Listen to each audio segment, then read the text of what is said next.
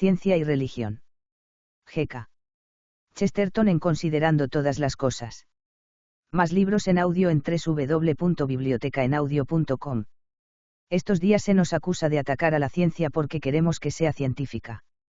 Seguramente no hay ninguna falta de respeto en decirle a nuestro doctor que es nuestro doctor, no nuestro sacerdote, ni nuestra esposa o nosotros mismos. No es tarea del doctor decir que debemos ir a la costa, es asunto suyo decir que habrá ciertas consecuencias en nuestra salud si vamos a la costa. Después de eso, obviamente, nos toca decidir a nosotros. La ciencia es como una simple suma, o es infalible o es falsa.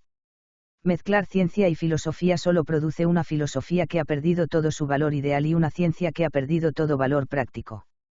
Quiero que mi médico de cabecera me diga si este u otro alimento me matará. Le toca a mi filósofo de cabecera decirme si debo morir. Me disculpo por afirmar todas estas verdades tan obvias. Pero la verdad es que acabo de leer un grueso folleto escrito por un grupo de hombres altamente inteligentes que parecen nunca haber escuchado ninguna de estas verdades en sus vidas. Aquellos que detestan al inofensivo escritor de esta columna son generalmente reducidos en un último éxtasis de cólera a llamarlo brillante, lo cual en nuestro periodismo hace mucho que se volvió una mera expresión de desprecio. Pero me temo que incluso esta desdeñosa frase me honra demasiado. Cada vez me convenzo más y más de que sufro, no de una impertinencia llamativa, sino de una simplicidad al margen de la imbecilidad. Pienso más y más que debo ser muy torpe y que todos los demás en el mundo moderno deben ser muy listos. Acabo de leer esta importante recopilación, enviada a nombre de un grupo de hombres por quienes tengo un alto respeto, llamada Nueva Teología y Religión Aplicada. Y es literalmente cierto que he leído columnas enteras sin saber de qué estaban hablando. O deben estar hablando sobre alguna religión bestial y oscura en la que fueron criados, y de la cual ni siquiera he escuchado, o entonces deben estar hablando de alguna radiante y cegadora visión de Dios que han encontrado, la cual yo nunca he encontrado, y que por su propio esplendor enreda su lógica y confunde su habla. Pero el mejor ejemplo que puedo citar de tal cosa está conectado con esta cuestión del asunto de la ciencia en la Tierra, de la cual acabo de hablar. Las siguientes palabras están firmadas por un hombre cuya inteligencia respeto, pero no entiendo ni pies ni cabeza de ellas. Cuando la ciencia moderna declaró que en el proceso cósmico no había ningún evento histórico correspondiente a una caída, sino que contaba, al contrario, la historia de una elevación incesante en la escala del ser, fue bastante claro que el esquema paulino, quiero decir los procesos argumentativos del esquema de salvación de Pablo, había perdido su mismo fundamento, o acaso no era ese fundamento la depravación total de la raza humana, heredada de sus primeros padres, pero ahora que ya no había caída, no había depravación total, o peligro inminente de perdición sin fin, y yéndose la base, siguió la superestructura. Está escrito con seriedad y excelente uso del lenguaje, debe significar algo. ¿Pero qué puede significar? ¿Cómo podría la ciencia probar que el hombre no está depravado? No se abre con bisturí a un hombre para encontrar sus pecados. No se le hierve hasta que expide los inconfundibles vapores verdes de la depravación. ¿Cómo podría la ciencia encontrar cualquier rastro de una caída moral?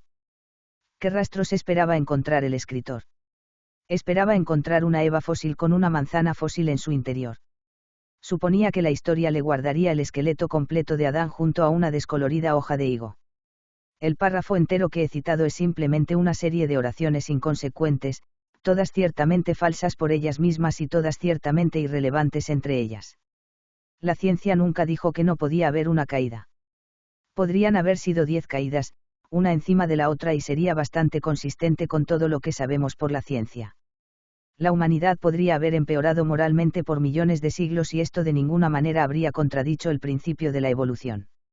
Los hombres de ciencia no lunáticos delirantes nunca han dicho que hubo una elevación incesante en la escala del ser, puesto que una elevación incesante significaría una elevación sin recaídas ni fallas, y la evolución física está llena de recaídas y fallas. Ciertamente han habido algunas caídas físicas, podría haber cualquier cantidad de caídas morales. Así que, como he dicho, estoy honestamente desconcertado en cuanto al significado de pasajes como estos, en los que la persona avanzada escribe que porque los geólogos no saben nada de la caída, entonces cualquier doctrina sobre depravación es falsa. Porque la ciencia no ha encontrado algo que obviamente no podía encontrar, entonces algo completamente diferente, el sentido psicológico del mal, es falso. Se podría resumir, abrupta pero exactamente, el argumento del escritor de una manera como esta: no hemos encontrado los huesos del arcángel Gabriel, quien probablemente no tenía huesos, por lo tanto los niños, por ellos mismos, no serán egoístas. Para mí es tan descabellado como si un hombre dijera: el fontanero no encuentra nada malo en nuestro piano, así que supongo que mi esposa me ama. No voy a entrar aquí en detalle sobre la doctrina real del pecado original o sobre la versión probablemente falsa de ella que la nueva teología llama doctrina de la depravación. Pero fuera lo que fuese la peor doctrina de la depravación, era un producto de una convicción espiritual, no tenía nada que ver con orígenes físicos remotos. Los hombres pensaban que la humanidad era malvada porque ellos mismos se sentían malvados. Si un hombre se siente malvado, no veo por qué de repente debería sentirse bueno porque alguien le dice que sus ancestros tenían cola. Por todo lo que sabemos, la pureza e inocencia básicas del hombre pudieron haberse perdido con su cola. Lo único que sabemos sobre esa pureza e inocencia básicas es que no las tenemos. Nada puede ser, en el más estricto sentido de la palabra, más cómico que comparar algo tan vago como las conjeturas hechas por antropólogos sobre el hombre primitivo, contra algo tan sólido como el sentido humano del pecado. Por su misma naturaleza, la evidencia del Edén es algo que uno no puede encontrar. Por su misma naturaleza, la evidencia del pecado es algo que uno no puede evitar encontrar. Algunas afirmaciones las rechazo, otras no las entiendo. Si un hombre dice: pienso que la raza humana estaría mejor si se abstuviera totalmente de bebidas alcohólicas, entiendo bien lo que quiere decir y cómo su posición podría ser defendida. Si un hombre dice: deseo abolir la cerveza porque soy un hombre de moderación, su comentario no me transmite significado alguno. Es como decir: deseo acabar con las carreteras porque soy un caminante moderado. Si un hombre dice: no soy trinitario, lo entiendo.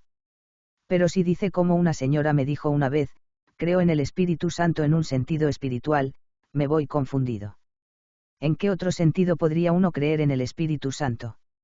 Y lamento decir que este folleto de puntos de vista religiosos progresistas está lleno de observaciones desconcertantes de ese tipo. ¿Qué quieren decir las personas cuando dicen que la ciencia ha alterado su perspectiva del pecado? ¿Qué tipo de punto de vista del pecado podían haber tenido antes de que la ciencia lo alterara? ¿Acaso pensaban que era algo para comer? Cuando la gente dice que la ciencia ha sacudido su fe en la inmortalidad, ¿qué quieren decir? Pensaban que la inmortalidad era un gas. Por supuesto que la verdad es que la ciencia no ha introducido principio nuevo alguno al asunto.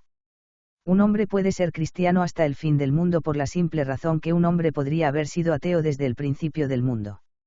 El materialismo de las cosas está claramente en ellas, no se requiere nada de ciencia para encontrarlo. Un hombre que ha vivido y amado muere y los gusanos lo devoran. Eso es materialismo, si gustan. Eso es ateísmo, si gustan. Si la humanidad ha creído a pesar de ello, puede creer a pesar de cualquier cosa. Pero ¿por qué los hombres pierden aún más la esperanza al conocer los nombres de los gusanos que los devoran o los nombres de las partes que se comen? Es difícil descubrirlo para una mente reflexiva. Mi objeción principal a estos revolucionarios semicientíficos es que no son revolucionarios en absoluto. Son el partido de la obviedad. No sacuden a la religión, parece que la religión los sacude a ellos. Solo pueden responder la gran paradoja repitiendo una verdad obvia. Más libros en audio en www.bibliotecaenaudio.com